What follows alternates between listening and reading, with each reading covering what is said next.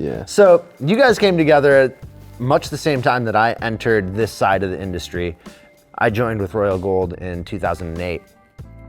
And you being with Humboldt Wholesale at the time, it was hard to keep up with the number of stores that were popping up and trying to keep up with the very beginning of the explosion that we're really feeling right now. This was like the groundwork for what's happening in this industry. And there were stores, individuals like you, James, all over the country with a dime and a dream trying to make it happen.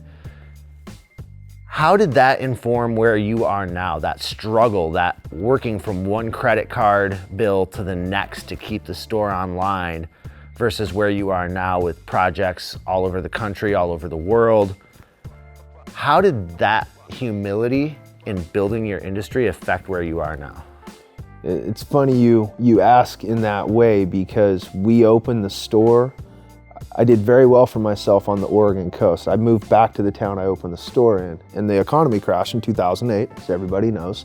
And I went from doing really high-end site development landscaping. I have quite the plant background, the family does too, nursery kid, blah, blah, blah. But either way, we were doing really high-end site development landscaping, and we were definitely growing medically, and we were killing it on the coast. Economy tanked.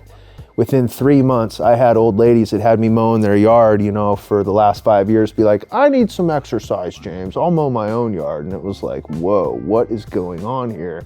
This old lady's got long paper, but she don't want to pay me my $80 a month to take care of her yard. This don't look good. The whole damn economy dried up over there on the coast in like 3 to 6 months. No work, no nothing. I'm like, fuck it, I got to do something. Well, I definitely know what's recession proof.